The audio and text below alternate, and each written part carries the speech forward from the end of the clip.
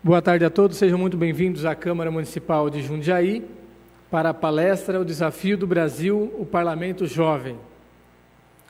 Registro aqui a presença do Samuel Ferraz, assessor de Políticas Públicas para a Juventude da Prefeitura Municipal de Jundiaí. Adriana Cime, coordenadora do Núcleo Pedagógico de Geografia, representando a Diretoria Regional de Ensino.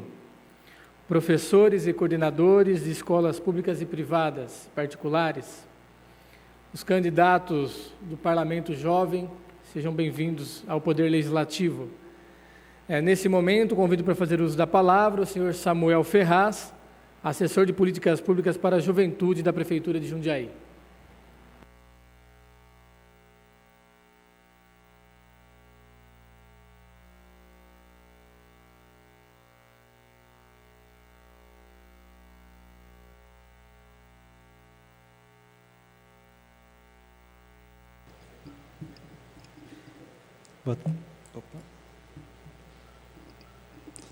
Boa tarde a todos. Primeiramente, queria agradecer pelo convite à Câmara Municipal, em nome do Lucas e do Gustavo Martinelli. Queria parabenizar a Câmara Municipal e as escolas aqui do município de Jundiaí pela participação no Parlamento Jovem. Foi um programa construído aqui pela equipe da Câmara Municipal e a assessoria teve uma pequena contribuição para a formatação desse novo programa. É extremamente importante, a participação do jovem na política. Dentro do Poder Executivo Municipal, as assessorias que compõem o núcleo de articulação de política pública na Casa Civil, lá a gente tem desenvolvido um trabalho extremamente importante de fomentar a discussão a respeito de políticas públicas e também aproximar o jovem do Poder Executivo. Então, eu queria agradecer bastante a presença de vocês. Coloco aqui o Poder Executivo também à disposição para tanto no fomento de políticas públicas e também no desenvolvimento delas. Muito obrigado e bom evento a todos.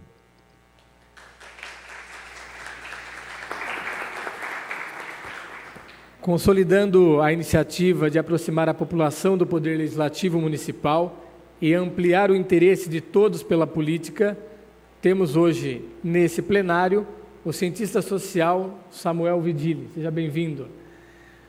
Curitibano de nascimento, mas jundiaiense de coração.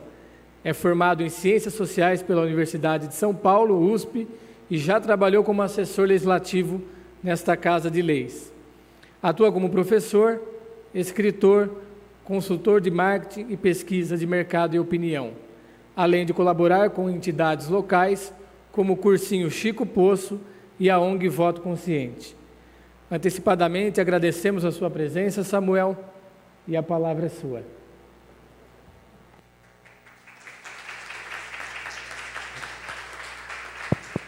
Agora sim. Bom, senhor presidente, muito obrigado pelas palavras. Professores, alunos, amigos funcionários que estão aqui da Câmara, um prazer poder falar com todos vocês aqui. Agradecer muito essa oportunidade de falar sobre um tema tão, tão fácil, que são os desafios do Brasil. Eu vou descer, porque eu prefiro falar daqui de baixo.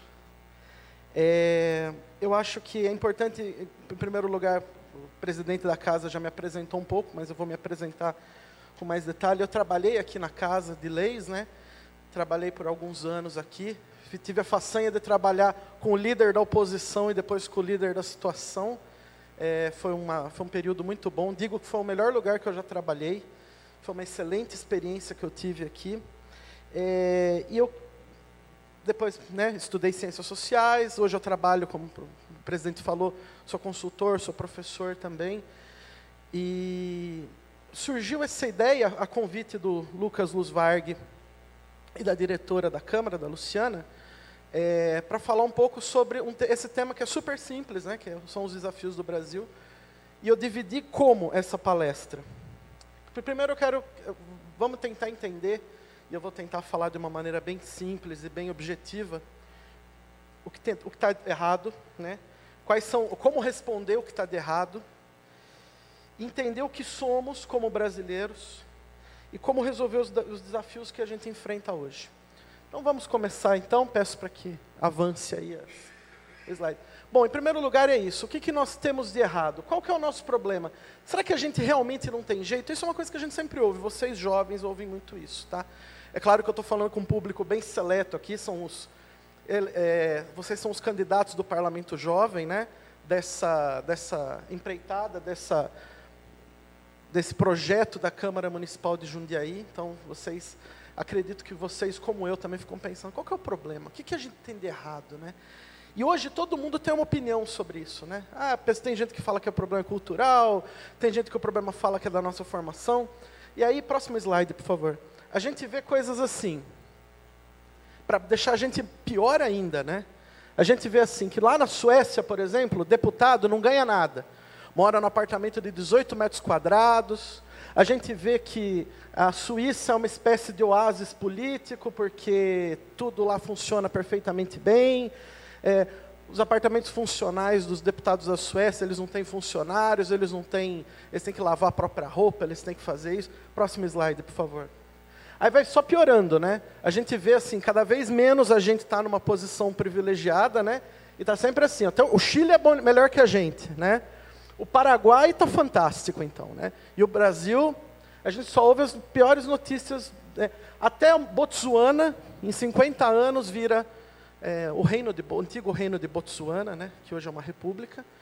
E a gente ouve essas informações, a gente vê essas coisas e fica pensando, caramba, o que tem de errado, né?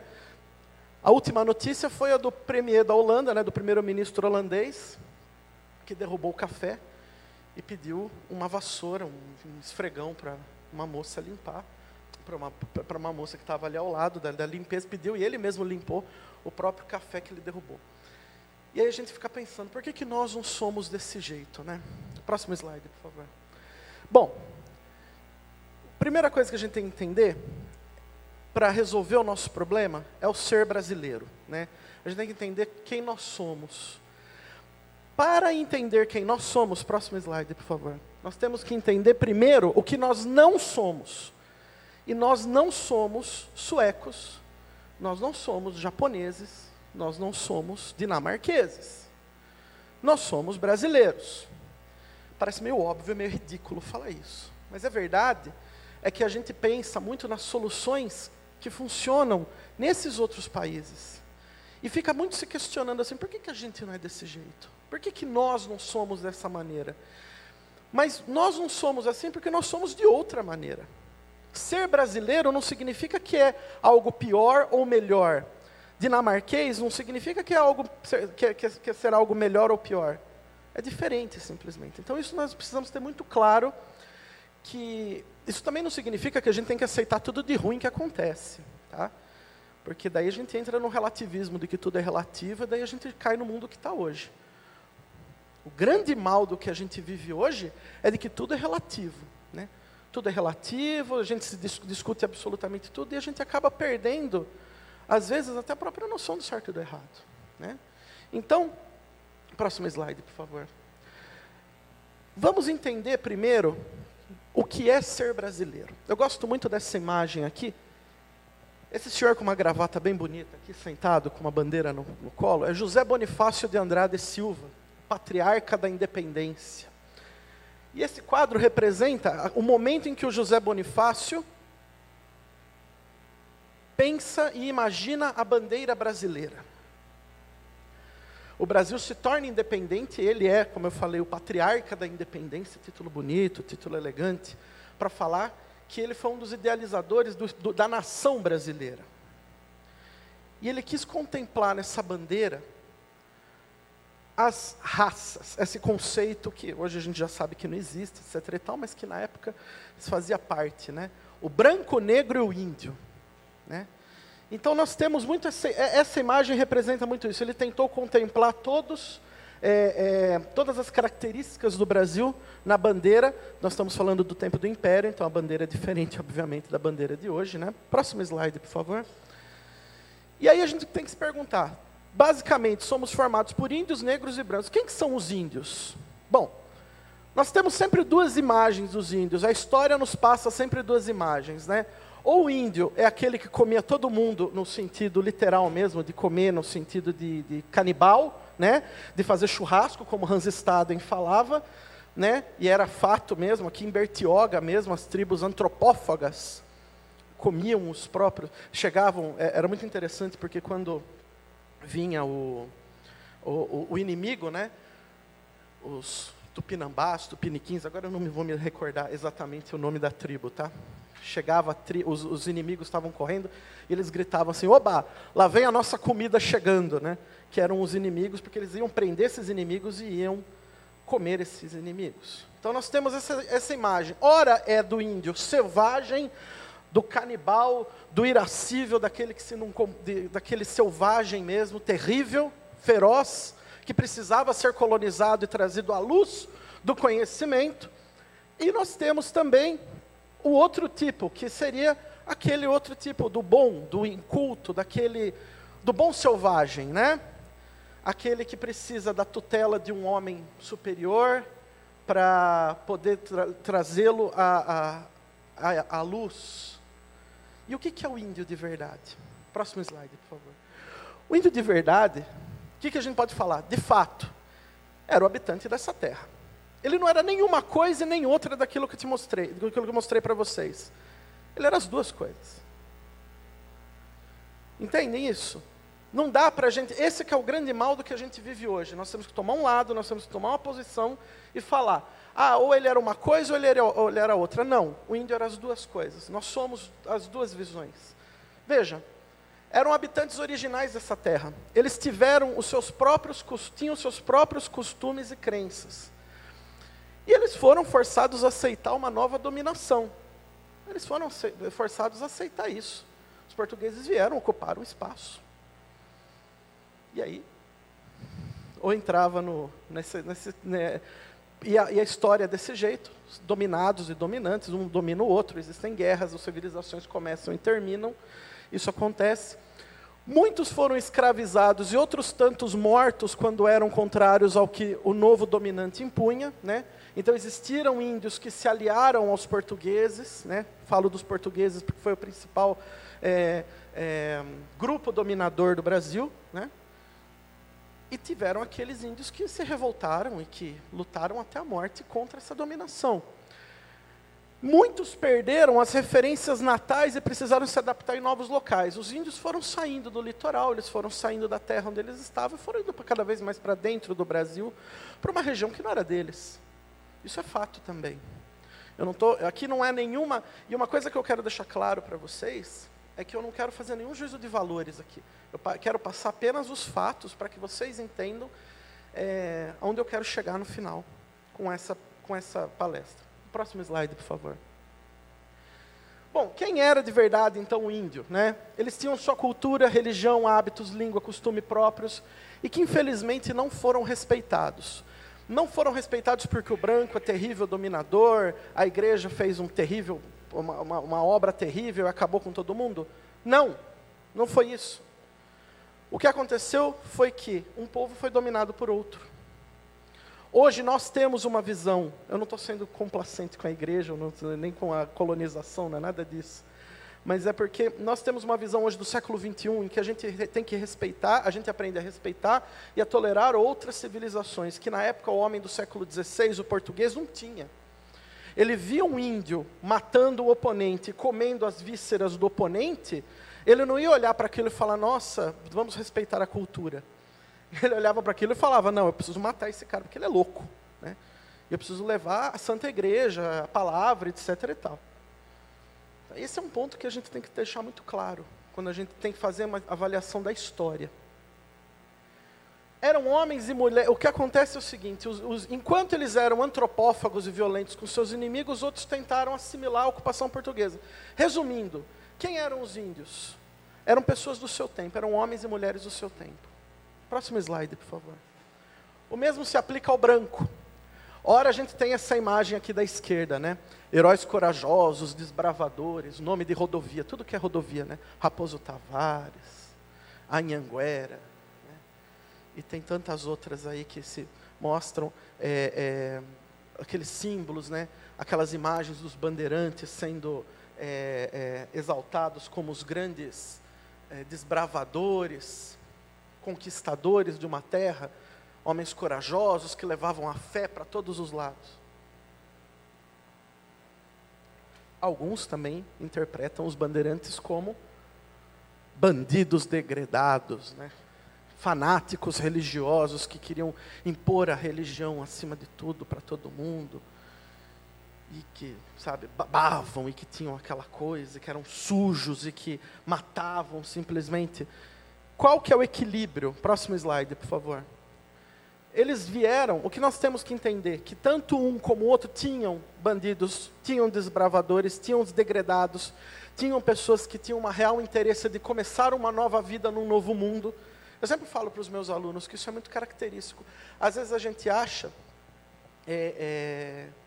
a gente pensa na nossa situação aqui no Brasil, nos nossos antepassados, né, naquelas pessoas que vieram. Quem aqui, por exemplo, é descendente de italiano, espanhol, alguma coisa? Todo mundo, né? Quase todo mundo, ainda mais aqui em Jundiaí, né? Jundiaí é a terra dos imigrantes, né?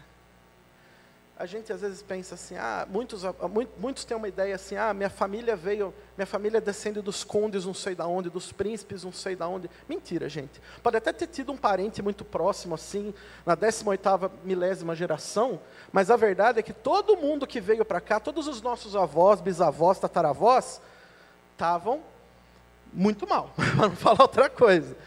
Eles estavam muito mal. E aqui, eles queriam construir uma nova vida. Tá? Aqui era o lugar para construir uma nova vida. Esses brancos que vieram, esses bandeirantes, era a mesma coisa. Tinha uma tranqueira junto? Tinha uma tranqueira junto. Sempre tem uma tranqueira junto. Sempre tem alguém que não vale nada. Sempre tem aquele que quer trazer à luz o conhecimento. É normal isso. O que nós não podemos é criar um estereótipo. São pessoas do seu tempo. Eles ocuparam uma terra que para eles não tinha dono. Para eles não tinha dono. Mas os índios, eles nem consideravam os índios. Alguns nem consideravam os índios gente. Mas eles são umas... Então é um problema terrível. Sim, é um problema. Mas nós temos que entender que eram homens do seu tempo. Próximo slide, por favor. Existiam também empreendedores, existiam aqueles que estavam fugindo da justiça, mas eram pessoas do seu tempo. Próximo slide, por favor. Falo agora dos negros. Mais uma vez, nós temos duas imagens dos negros, né? Uma que infelizmente por muito tempo ocupou a nossa mente, que ocupou a literatura, que era do negro que foi escravizado porque ele estava... eu escrevi zumbi ali, mas vocês esqueçam o zumbi, porque não tem nada a ver com o zumbi ali, foi um erro da minha parte. Mas assim, tem aqueles que acham que os negros eram uma raça inferior e que precisava ser colonizado, precisava passar por esse processo civilizatório. Muita gente que achava, né, absurdamente, que por causa do Noé, um lance bíblico lá, de 4.000 anos, porque o filho de Noé deu risada, desde Noé, ele é o descendente ele é o primeiro negro. Enfim, tem teorias para tudo nessa vida, né, gente? Para tudo. Então nós temos uma visão do negro para justificar a escravidão, e a outra visão do negro que era revolucionário, que lutava pela emancipação, que estudou, que teve... Qual era o negro que tinha no Brasil? O negro que tinha no Brasil, próximo slide, por favor. Existiam aqueles que estavam, de fato, que entraram numa resiliência. Existiram. Mas um ponto que é fundamental para entender os negros é o seguinte: nenhum deles veio por vontade própria.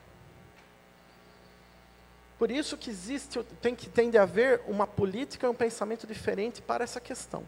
Nenhum deles veio por vontade própria. Mas eram homens e mulheres do seu tempo também. Próximo slide, por favor. que, e muitos às vezes explicam assim, mas quem vieram para cá foram os negros, escravizavam os próprios negros e mandavam, um de uma tribo mandava o outro para cá, e sempre uma tentativa de justificar esse tráfico de gente. O Brasil foi o país que mais recebeu negros na história, escravos na história da humanidade, foram 5 milhões em 300 anos, né? Saíram 6 milhões da África, chegaram ao Brasil entre 4 e 5 milhões, ou seja, 1 milhão e pouco foi perdido no meio do caminho, morreu. No trajeto, então isso é um crime tremendo, é um absurdo humanitário, né? Que nós temos que entender que esses negros, né, também fizeram parte da formação de quem somos. Próximo slide, por favor. Ou seja, nós somos uma mistura de etnias, crenças, valores. Além do branco, do negro, do índio, nós temos o italiano, nós temos o espanhol, nós temos os chineses, nós temos os japoneses, os negros, os índios. Próximo slide, por favor. Esse é um quadro que eu acho muito característico, né, da Tarsila do Amaral. Isso está em Campos do Jordão, no Palácio do Governador, em Campos do Jordão. É um quadro da Tarsila do Amaral, chama Operário, se não muito me engano, o nome do quadro. E aqui ela tenta representar toda a diversidade brasileira. Eu acho que está um pouco branco até demais esse quadro, né? Deveriam ter mais negros nesse quadro. Os negros são metade da população do Brasil. Mas o que isso mostra? Mostra o que nós somos. Nós temos várias pessoas, vários grupos que nos formam, que fazem fazem de nós o que nós somos. Próximo slide, por favor. E aí a gente fica nessa, né? Será que nós temos heróis? Será que nós temos... Já que essa mistura toda, já que tem essa bagunça toda, bagunça com aspas enormes, tá, por favor. Já que nós temos essa miríade, palavra chique, né? Essa miríade de conhecimento, de pessoas, de culturas, de cores, nós temos heróis? Temos heróis. Temos pessoas que pensaram no Brasil? Nós temos. E cada pessoa dessa representou um momento do Brasil. Cada pessoa representou aquele momento em que viveu. Isso é muito importante a gente ter claro, né? Próximo slide. Bom, temos defeitos? Temos um monte de defeitos, tá?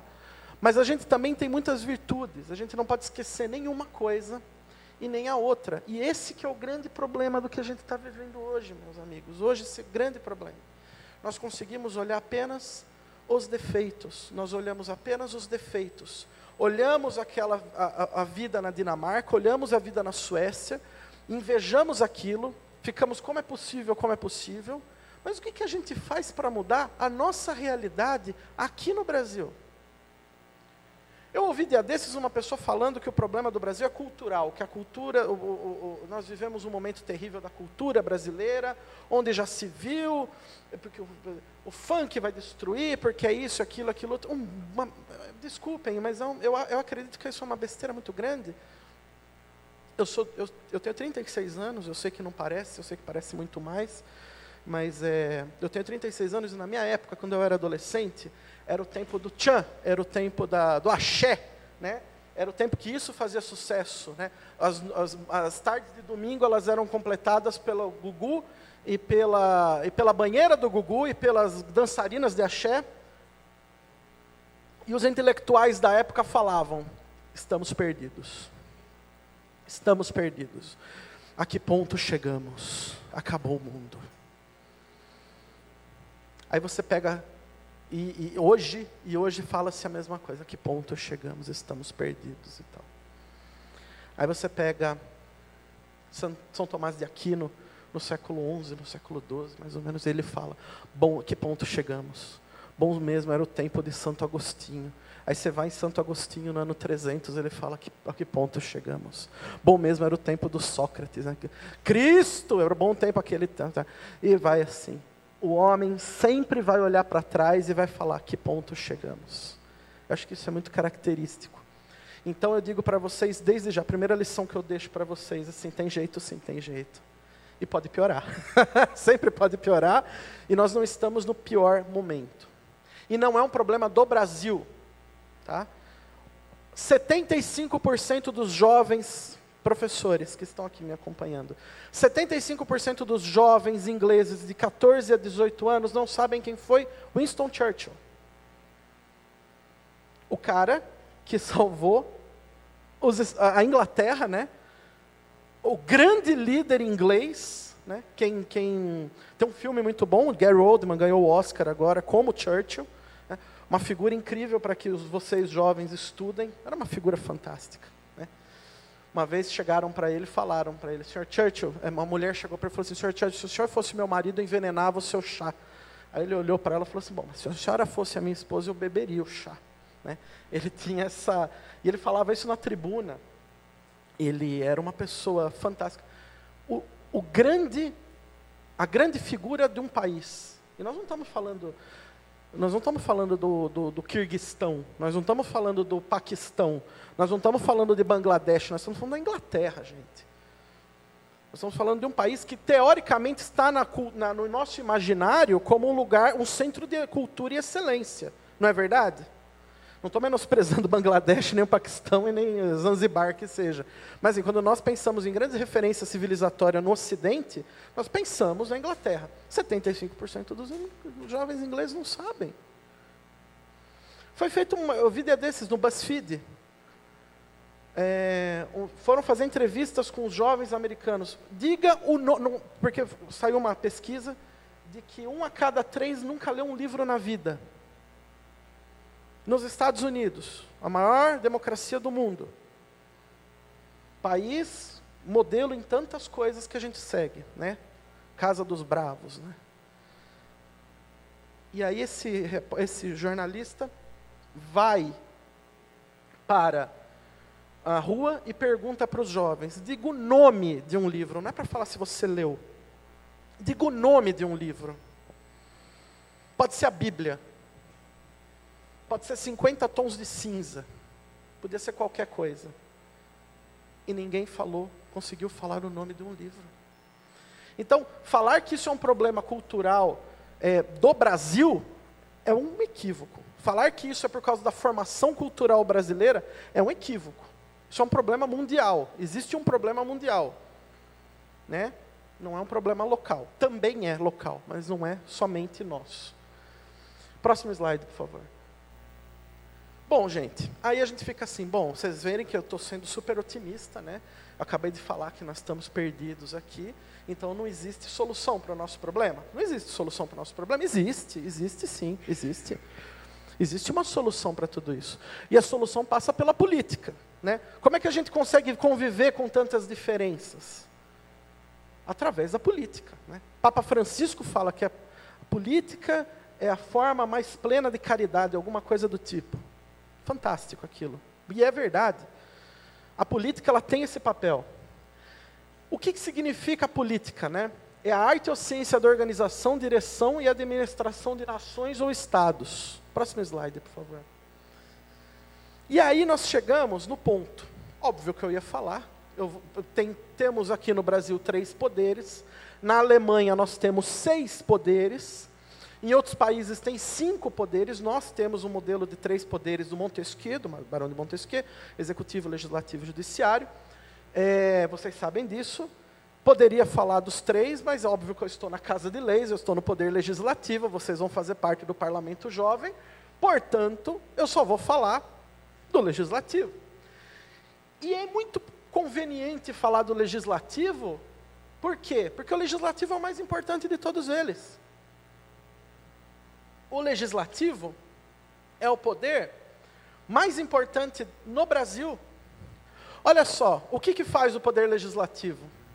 Elabora normas de direito de abrangência geral ou individual que são aplicadas a toda a sociedade. Quais são as funções elementares do poder legislativo? Fiscalizar o poder executivo, votar leis relativas ao orçamento e, em situações específicas, julgar determinadas pessoas, como o presidente da República ou os próprios membros da Assembleia. O grande ponto do poder legislativo é a fiscalização do poder executivo. Então, quando nós e na criação de leis. E esse que é o grande ponto que deve ser trabalhado aqui no Brasil. A valorização do nosso voto no poder legislativo. Vocês são muito jovens aqui, grande parte de vocês que estão aqui não votou ainda, né? Mas dos que votaram, óbvio que se eu perguntar, quem aqui lembra em quem votou para deputado federal, estadual e senador na última eleição, aqui eu acho que eu vou ter uma boa resposta. Algumas pessoas aqui vão falar, eu me lembro, eu também me lembro. É isso que é muito importante a gente ter, essa lembrança de quem a gente vota. Próximo slide, por favor. Mas aí fica a pergunta, de fato ele representa? Porque eu vejo, aí vocês veem assim, né? Não funciona nada, Samuel. Não funciona nada. Nós vemos lá a Câmara dos Deputados, aquela bagunça, aquela coisa toda. É um gritando de um lado, é outro defendendo a família, é outro defendendo não sei o que lá, é outro defendendo o aborto, é outro defendendo os militares. Desculpa. E o que a gente faz? Para onde a gente corre? Com o tempo melhorou? Claro que melhorou. A gente não pode perder as esperanças. É isso que eu estou falando para vocês. Próximo slide. Olha como é que era. Vamos dar uma olhadinha no primeiro modelo legislativo que nós tivemos aqui no Brasil. Quando a gente pensa naquele período que é o Brasil português, que vai de 1500, né, a 1822, isso é básico, tá, gente? É uma coisa muito simples. Basicamente, como é que era? Nós tínhamos o rei, logo abaixo, ele tinha todo o poder na mão. O rei tinha todo o poder na mão, ele que fazia, desfazia, acertava, consertava, ele fazia tudo. Abaixo dele, para discutir questões das regiões, né, ultramarinas, ou seja, fora de Portugal, tinha o conselho. Logo abaixo tinha um vice-rei, cada região tinha um vice-rei, um governador-geral ou vice-rei. E esse vice-rei, governador-geral, ele escolhia um ouvidor-mor, que era quem cuidava das leis. Um capitão-mor, que era quem fiscalizava. E um provedor-mor, que era quem cuidava da fazenda, do dinheiro. E cada cidade brasileira, cada freguesia, tinha um senado da Câmara. Cada freguesia, cada cidade, cada região do Brasil tinha um senado da Câmara. Senado vem da palavra, vem de senilidade, né? Vem dos senatus, né? Que são as pessoas mais velhas.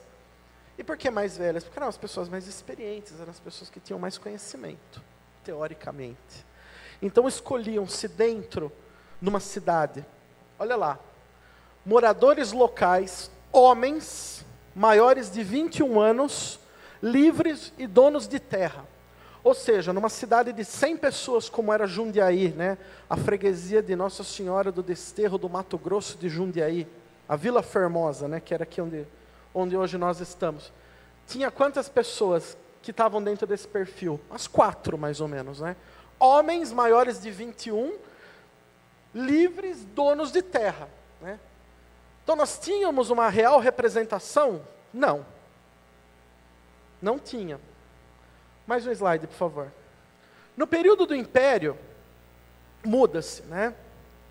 Isso aqui é bem básico também, tá, gente? Só para vocês entenderem como era a função legislativa na época. O imperador, eram 4 poderes no período imperial, aqui no Brasil, tá?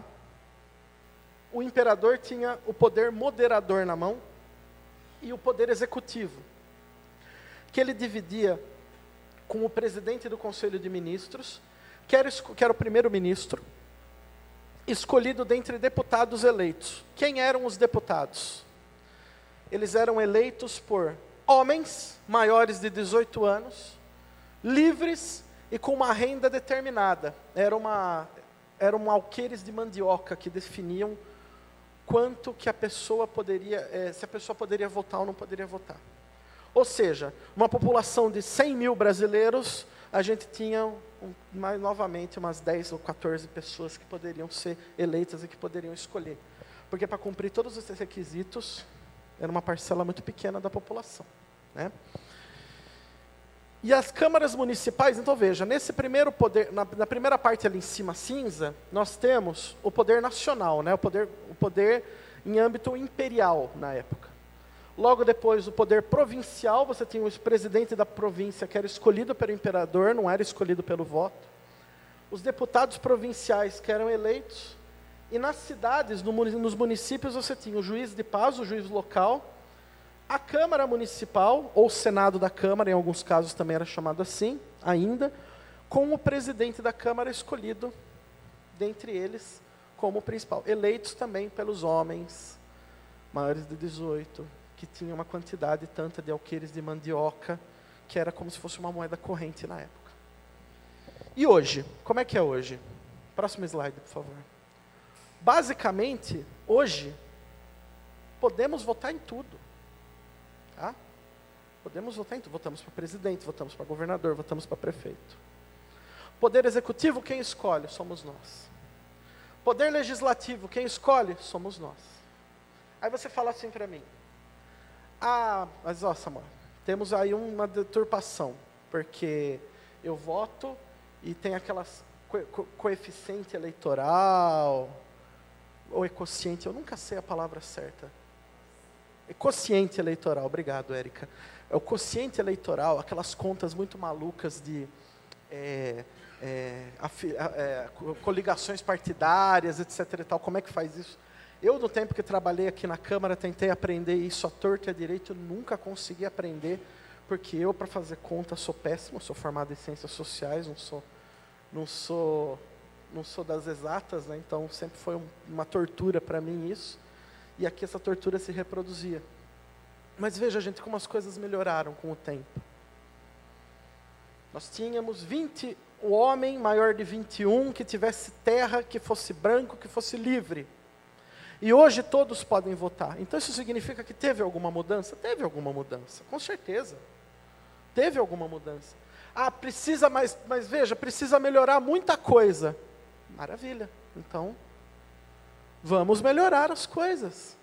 E como fazer isso? Próximo slide, por favor.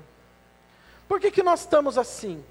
Porque, na verdade, no Brasil, nada foi do povo para o Estado, foi do Estado para o povo. Né? A independência foi proclamada pelo filho do rei de Portugal. A República foi um golpe que foi feito pelos militares. Diretas Já, que foi o único movimento, em 1984, acho que só eu e mais 3 pessoas aqui na plateia existiam nessa época. Um movimento em que o povo tentou fazer com que tivessem eleições diretas aqui no Brasil. Deu certo? Não. Por quê? Porque o candidato foi escolhido pelo colégio eleitoral.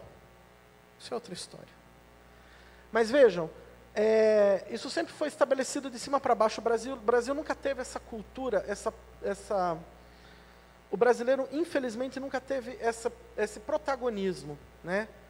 Por quê? Porque nunca deu em nada esse protagonismo, né? Teoricamente. Então, aí já está mais um momento para que tudo isso mude. Próximo slide, por favor. Como mudar isso? Bom, em primeiro lugar, é muito simples, tá? Não é um caminho fácil, mas a primeira coisa que a gente tem que fazer é estudar muito. Muito. Por quê? Porque a gente tem que entender que as virtudes nossas têm que ser louvadas e os erros nunca mais cometidos. Isso é história, gente. E não ficar pensando, meu Deus, não tem salvação, não tem solução, acabou, Michel Temer, Dilma, Lula, aí a gente ocupa um lugar nessa briga, né? Tem de um lado e tem o outro, e a gente tem que escolher um lado ou outro. Não, nós não temos que escolher nem um lado e nem outro. Nós temos que entender e estudar. O futuro vai dizer o que está acontecendo hoje no Brasil. Não somos nós que vamos conseguir responder de maneira satisfatória o que está acontecendo. Mas a questão é, nós temos que estudar e ver o que tem de bom, porque o Brasil tem gente muito boa. O Brasil tem gente muito boa, o Brasil tem gente muito preparada. E nós precisamos estar preparados para ser essas pessoas boas também, porque senão não adianta nada. A gente só ficar pensando, acabou, meu mundo caiu, né? Baixou o complexo de Maísa em todo mundo aqui, não tem jeito, não é assim que funciona. Então nós temos que estudar para entender que nós não somos perfeitos e que as fórmulas japonesas, as fórmulas escandinavas, elas são para o Japão, elas são para a Escandinávia.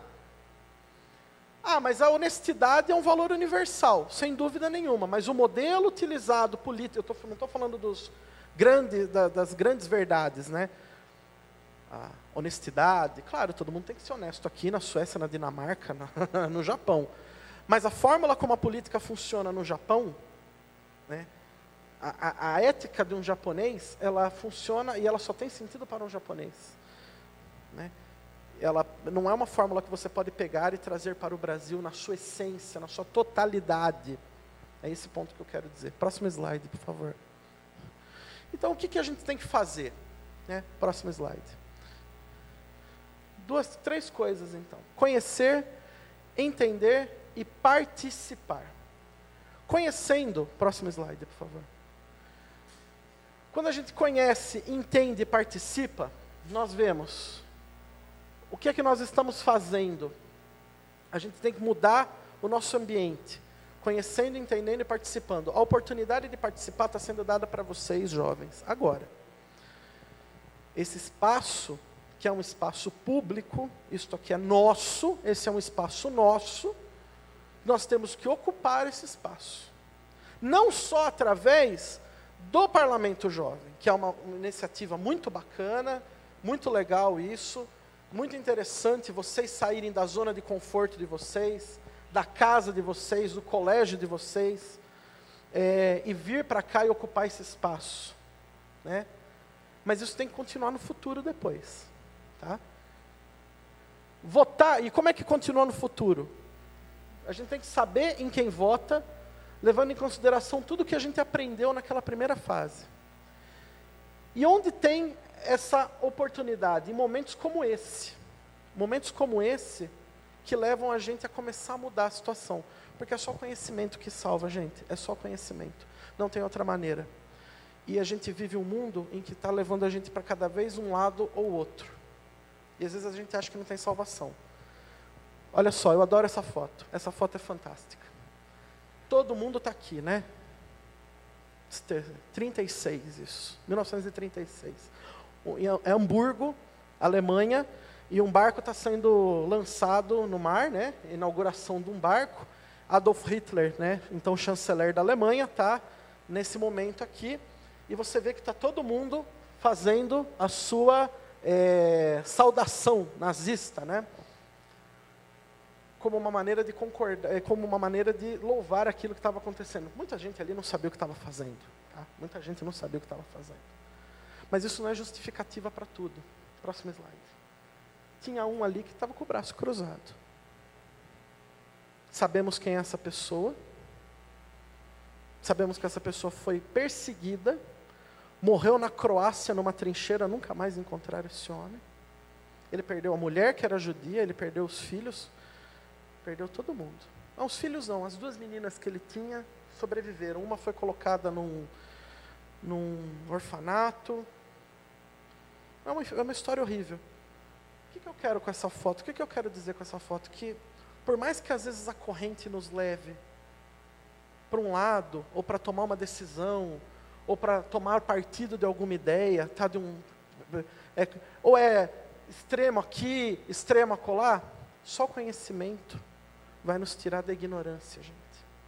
E vai poder transformar isso. Então, eu quis falar sobre isso, e esse foi o convite que me foi feito, e agradeço novamente a possibilidade, para falar para vocês que há esperança, e que essa esperança ela passa pelo conhecimento. Isso é fundamental. E ocupem, toda vez que vocês puderem, espaços como esse da Câmara Municipal. Sempre participem de ações como essa. E pelo amor de Deus, lembrem em quem vocês votarem. Principalmente no Legislativo. Isto aqui é o que há de mais importante. Essa casa, reproduzida depois no Estado, depois reproduzida na Federação, é aonde acontece a real política no Brasil. Se está certo ou se está errado o modelo, é outra conversa. É outra conversa. Se precisa mudar isso ou aquilo, se é monarquia, parlamentarismo, se é o presidencialismo, se é o semipresidencialismo, bipartidarismo, 6 poderes, anarquia, socialismo, essa é uma outra discussão. Para fazermos essa discussão, precisamos ter o quê? Conhecimento. Então esse é o convite que eu faço a vocês. E mais uma vez, muito obrigado pela oportunidade.